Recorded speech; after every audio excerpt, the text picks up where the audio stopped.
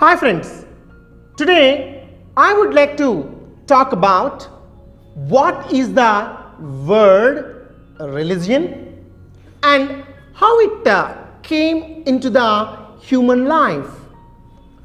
Before going to that, first we have to know what is spirituality. The term spirituality or being spiritual is being used quite frequently these days. But what exactly does it mean and how does it relate to our human life?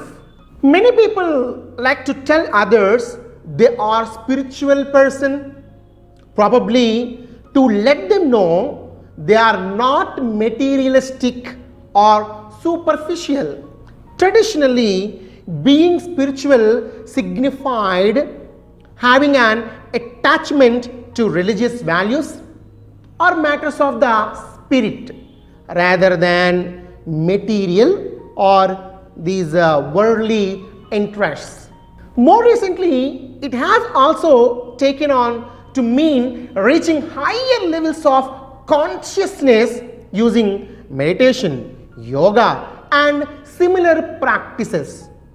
I consider spirituality to be a state in which we are connected to God or nature, even the deepest parts of ourselves.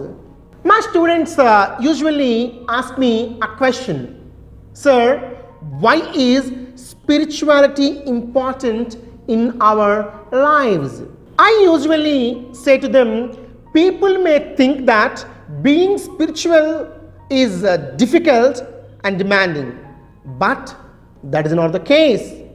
You can experience spirituality when you enjoy listening to a beautiful piece of music or looking at an amazing work of art or reading an inspirational book, at least a poetry. Let's analyze first the origin of religion. The origin of religion can generally be traced to the ancient Near East and classified into three basic categories: polytheistic, pantheistic, and monotheistic. Atheism is really, I think, a modern belief that resulted from the Enlightenment period of this 18th century. Let's analyze one by one. First, polytheism. Polytheism, which means a belief in many gods, is thought to have originated with Hinduism. Hindu beliefs were recorded in the Bhagavad Gita, which revealed that many gods were subject to a supreme god.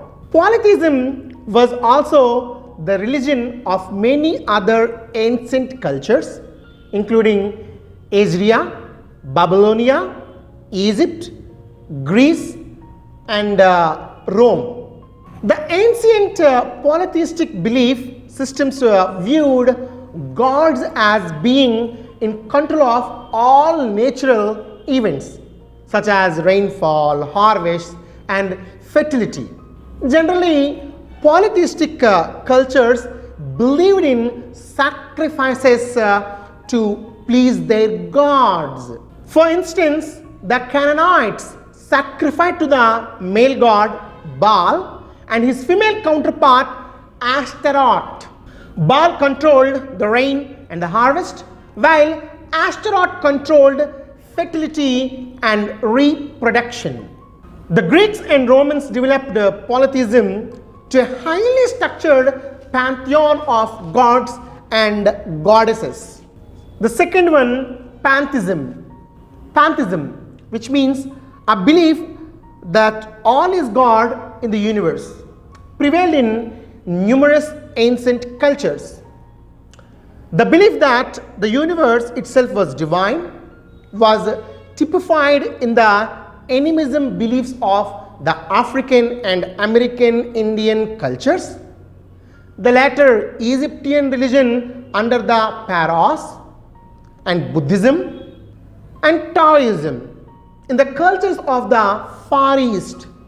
Pantheistic beliefs are also finding a renaissance among various New Age movements. Generally, pantheism is the principle that God is everything and everything is God. Therefore, nature is also part of God.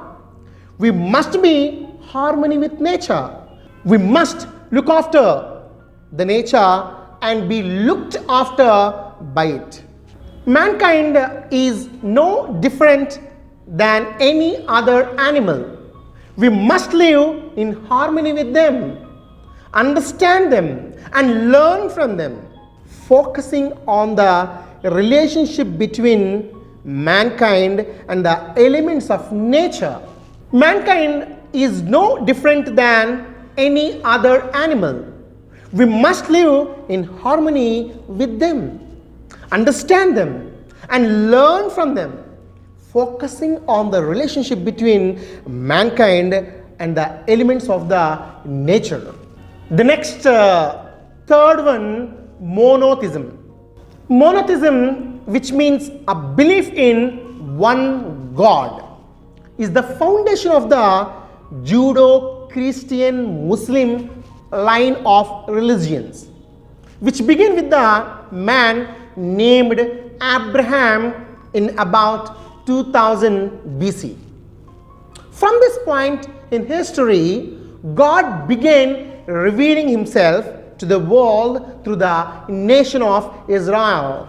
The Jewish scriptures record the journey of the people of Israel from slaves in Egypt to the promised land in Canaan under the leadership of Moses. During a period of 1500 years, God revealed what became the Old Testament of the Bible, relating the history of Israel with the character of laws of God. During the period of the Roman Empire, Jesus Christ was born in Bethlehem as the long-awaited Messiah. The ministry of Jesus ended in about 32 AD with his crucifixion and resurrection. After Christ's ascension into heaven, the Christian church grew in his name and the New Testament was written. About 600 years later, Muhammad began preaching in Mecca. Muhammad believed he was the ultimate prophet of God, and his teachings became the precepts of Islam as recorded in the Quran. Study of religion attempts to understand the various aspects of religion, especially through the use of other intellectual disciplines. The study of religion emerged as a formal discipline during the 19th century, when the methods and approaches of history, theology, literary criticism, psychology, anthropology, sociology, economics, and other fields were brought to bear on the task of determining the history, origins, and functions of religion. No agreements among scholars regarding the best way to study religion have developed.